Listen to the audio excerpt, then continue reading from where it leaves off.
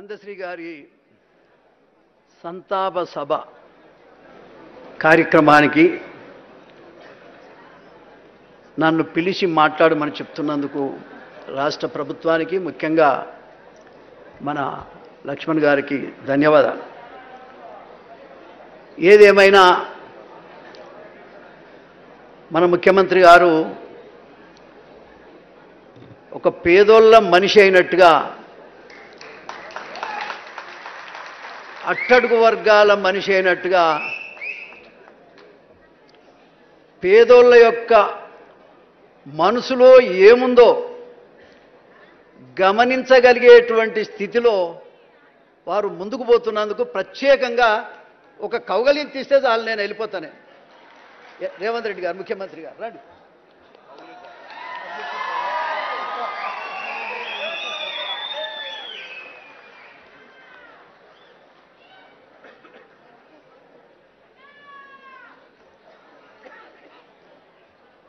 అరే, కులంలో పెద్దోన్ని, 70 ఏళ్ళ వయసు వచ్చినాయి,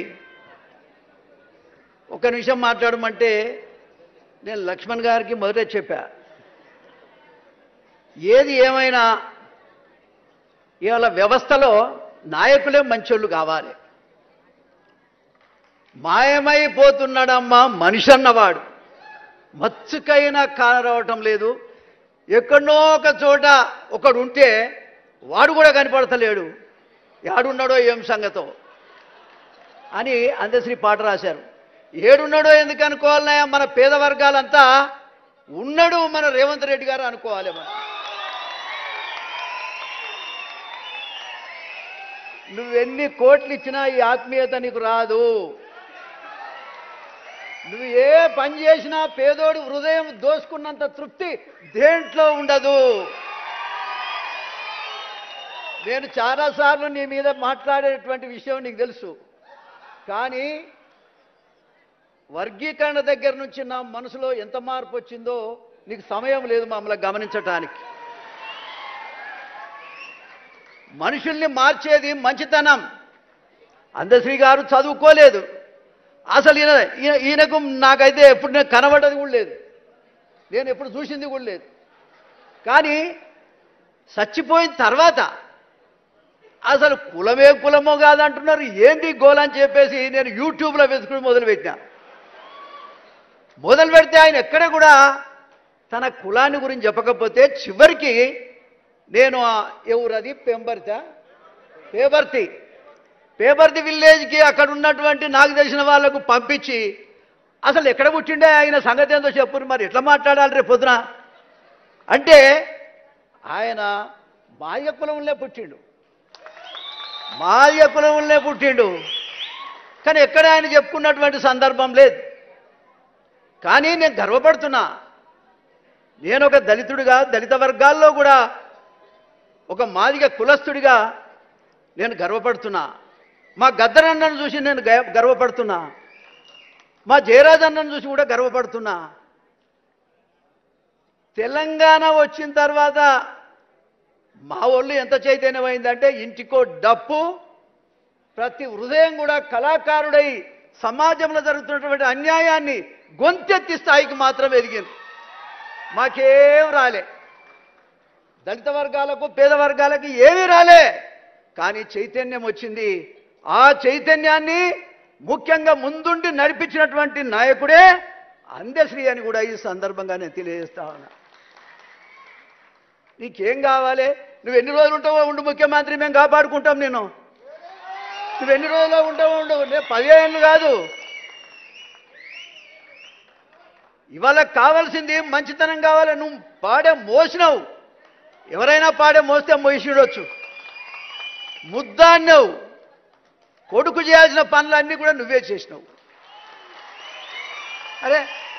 అరే నువ్వే మాది కూడా అనుకుంటాం, నువ్వే మాలాయనం అనుకుంటాం. 59 కులాలు నీ వెంబడే ఉండేటట్టు చేస్తాం.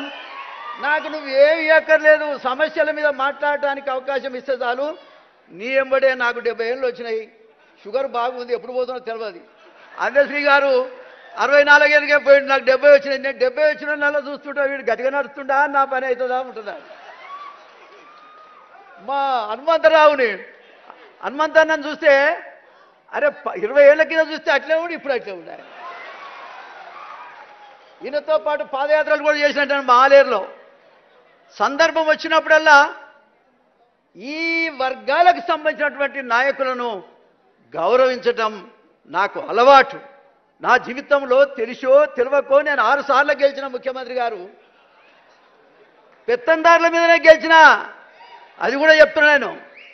నేను ఎవరికి ఒక ఎన్టీ రామారావు గారు ఒక్కడే మాదిగలు కానీ పేద వర్గాలకు అన్ని రకాలుగా ముఖ్యంగా రాజకీయ శక్తినిచ్చింది ఒక ఎన్టీ రామారావు గారు. మీరు అర్థం చేసుకోవాలి. ఎన్టీ రామారావు గారు ఇచ్చిన మళ్ళీ మాకు ఎవరు ఇవ్వట్లే. ఒకవేళ నువ్వు అందశ్రీ రాసినటువంటి పాటలో భాగంగా మా ఎక్కడో ఉన్నాడు యారునో కనబడతాడని చెప్పిండు ఆయన. ఇవాళ నేను అంటున్నా ఒక మాదిగ బిడ్డగా లేకపోతే దళిత బిడ్డగా మేమందరం నీ ఎంబడి ఉంటాం. నేను వీకెట్టోడే లేడు ముద్దాడు. మా మాదిగోళ్ళ ఇళ్ళలో వాడు, మా మాలోళ్ళ ఇళ్ళలో వాడు, మా 59 కులాలు ఇళ్ళలో ఒక్కసారి అట్ట వండుకోనిరా. మా బీసీ ఇళ్ళలో వాడు, మా సాకరోళ్ళ ఇళ్ళలో మంగళోళ్ళ ఇళ్ళలో పండుకొని రావయ్యా. నువ్వు ఏ పని చేయకపో.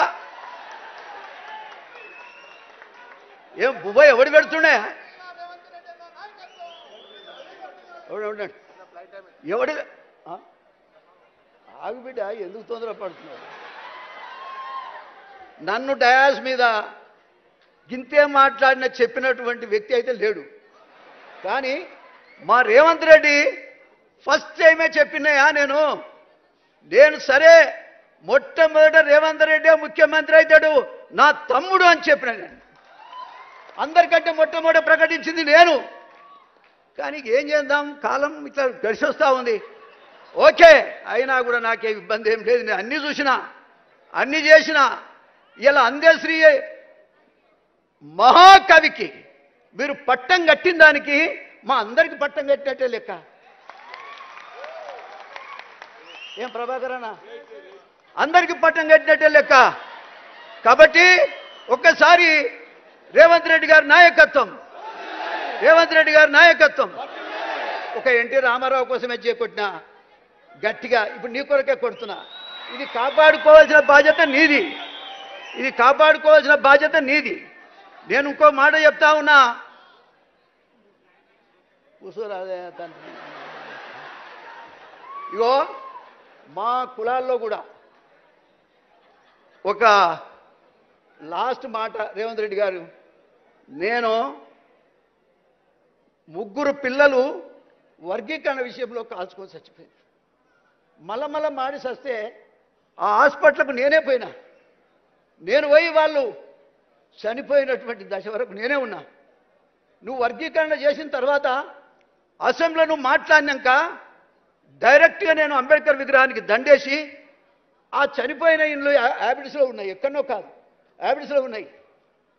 మీరు ఇచ్చినటువంటి స్టేట్మెంట్ని తీసుకొని చక్కగా స్పీడ్ తోటి వాళ్ళు ఇళ్లలో పోయిన వాళ్ళు బిచ్చగాళ్ళు ఉన్నట్టున్నారు. 4 ఈ 4 పాపం ఏమీ లేదు. నేనేం చేయాలని చెప్పేసి అప్పటిదాకా మేము చూడలే. మా మందకృష్ణ మాదిగని వాస్తవంగా మేము ముందర పెట్టి ఉద్యమాన్ని నడిపించినాం. మేము కాదని చెప్పడంలే. ఆ ఉద్యమాన్ని వెనుక ఉండి నడిపించింది కూడా మోతుకుపల్లి నరసింహలే. నేను ఇది కూడా చెప్తా ఉన్నా. కాబట్టి అయినా సరే పాలిటిక్స్లో ఏదైనా వర్గాల వాళ్ళకు కూడా మనం సపోర్ట్ చేయాల్సిన అవసరం ఉందని చేశాను నేను. ఇవాళ నేనేమంటే కనీసం ఎవరం అక్కడ పోలే. ఇవాళ మీరు దానికి ఒక రూపం కల్పించారు కాబట్టి మీ పేరు మీద నేను అక్కడికి పోయిన 30 ఏళ్ల తర్వాత వాళ్ళు ఏడుస్తున్నారు పాపం. అరే ఏమైందా, మరి ఎవరు సాయం చేయలేదు, మరి ముచ్చట మన దగ్గర రాలేదు, ఇప్పటిదాకా ఏమైపోతుంది చెంపలు వేసుకొని నేను ఇమ్మీడియట్గా మా ఎటువా రాజనాథ్ సింగ్ లేడా పోయిండా, ఆయన మంచిగా చెప్పేటప్పుడు ఉండడు. అయితే రాజనరసింహ కొంచెం కోపిస్ట్. కానీ నేను పోయి బ్రదర్ మనం వీళ్ళకు ఏదో ఒకటి చేయాలి కదా, ఈ వర్గీకరణ కోసమే వాళ్ళు చచ్చి ప్రాణం పోసిరు కదా, బలైపోయారు కదా, రక్తం చిమ్మిరు కదా, వాళ్ళ కోసం మనం ఏదైనా చేయకపోతే ఎట్లా? ప్రభుత్వం దగ్గరికి ముఖ్యమంత్రి దగ్గరికి పోతే వర్గీకరణ చేసిన మనసు ఎప్పుడైతే ఆయనకుందో ఖచ్చితంగా వీళ్ళకి న్యాయం చేస్తాడని చెప్పాను నేను. లక్ష్మణ్ కూడా చెప్పాను నేను.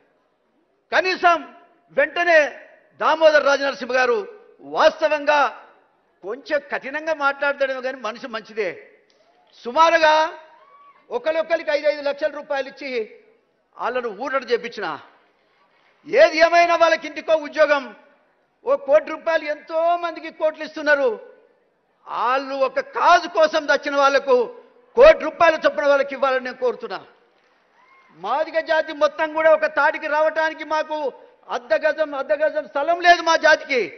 కనీసం ఇదే నక్లెస్ రోడ్డు మీద ఒక స్తూపం కట్టుకోవటానికి కనీసం ఒక 1000-2000 గజాలు ఇచ్చి మా కులాన్ని గౌరవించవలసిందిగా కోరుతా ఉన్నా. ఎందుకంటే నీ పేరు మీదనే మీరే ఫౌండేషన్ వేయండి, మీరే కట్టియండి. జాతి మొత్తం కూడా ఏదో ఒక రోజు పండుగ రోజు మేము చేసుకునేటువంటి అవకాశాన్ని హైదరాబాద్లో మాకు కల్పించాలని నేను కోరుతా ఉన్నా. దయచేసి నేను ఇప్పటిదాకా దరఖాస్తులు ఒక్క నిమిషమే, నేను దరఖాస్తు పట్టుకొని ఎవరి దగ్గరికి పోను నేను. కానీ వాళ్ళు గిలగిల కొట్టుకుంటుంటే చూడలేక మీకు ఆ దరఖాస్తులు కూడా మీకు ఇచ్చాను. ఇంకో మాట ఏంటంటే ఈ వర్గీకరణ విషయంలో చాలామంది ఆ తమ్ముడు కేసులు ఉన్నాయి. ఇంకా కూడా ఆ కేసులన్నీ తీసేయగలిగితే దయచేసి ఆ కేసులన్నీ తీసేస్తే ఈ వర్గం వాళ్ళు ఇవాళ నా మాల సోదరులకు కూడా ఏదైనా కావాలంటే ఇవ్వండి, ఎవరికేం కావాలన్నా ఈ వర్గాలను గౌరవించండి. ఇది మాత్రం ఖచ్చితంగా మేము స్తూపం కట్టుకుంటాం. ఈ వర్గాల వాళ్ళంతా ఒకసారి ఏరి చైతన్యం చేసుకోవడానికి అవకాశం ఉంటుందని ఈ సందర్భంగా నేను తెలియజేస్తూ, ముఖ్యంగా ముఖ్యమంత్రి గారు వయసులో చిన్నవాడైనా నేను అనుకుంటా అందశ్రీ నీ చెవిలో ఊదినట్టుండు. అందుకనే ఇవాళ ఈ పేద వర్గాల యొక్క ఆలోచన విధానం మీరు అమలు చేస్తున్నారు. నేను ఒక్కటే ఈ సందర్భంగా చెప్తా ఉన్నా, మా మనసు గమనించండి. మాకే కోరికలు లేవు. వయసులో ఉన్నప్పుడే నేను ఏం కోరుకోలేదా, నీతికి నిజాయితీకి అంబేద్కర్ వారసుడిగా బతికిన నాకు నాయకుడు విద్యార్థి దశలో కూడా మాకు ఆనాడు నాయకుడిగా మా ఉన్న జేబీ రాజు గారు. ఇవాళ ఒక్క మాటలో చెప్పాలంటే ఒక్క మాటలో చెప్పాలంటే మరి అప్పుడో ఇప్పుడో మాట్లాడినిస్తే నేను ఎప్పుడో దిగిపోదు కదా, మాట్లాడక చాలా రోజులే. ఈ సమస్యలన్నీ కూడా ముఖ్యమంత్రి గారు మాకు ఒక మీటింగ్కి అవకాశం ఇవ్వండి, మాదిగ వాళ్లకు ఇవ్వండి, మాల వాళ్ళకు కూడా ఇవ్వండి, వ్యవస్థాపరమైనట్టు.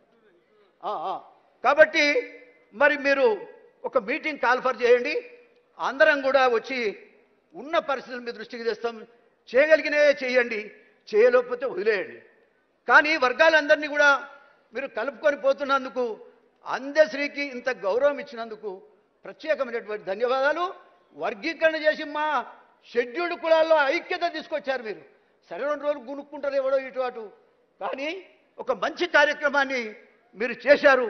అందుకు కూడా హృదయపూర్వకంగా ధన్యవాదాలు తెలియజేస్తూ నేను సెలవు తీసుకుంటున్నాను. గౌరవనీయులు మన ముఖ్యమంత్రి వర్యులు పెద్దలు మాట్లాడవలసిందిగా మనం చేస్తున్నాం. అధికారులు మీ సమస్యలు పట్టించుకోవట్లేదా? నెలల తరబడి మిమ్మల్ని ఇబ్బంది పెడుతున్నారా? మీ సమస్యకు ఎవరు స్పందించట్లేదా? సమస్య ఏదైనా ఎక్కడి నుంచైనా వెంటనే క్యూన్యూస్ కాల్ చేయండి. మీ తరఫున మేం బాధ్యత తీసుకుంటాం. కాల్ చేయాల్సిన ఫోన్ నెంబర్ 8499019921. పబ్లిక్ వాయిస్, సామాన్యుడి ప్రశ్నాస్త్రం. ప్రతి గురువారం ఉదయం 10 గంటలకు మీ క్యూన్యూస్ హెచ్డీలో నవంబర్ 6 నుంచి ప్రారంభం.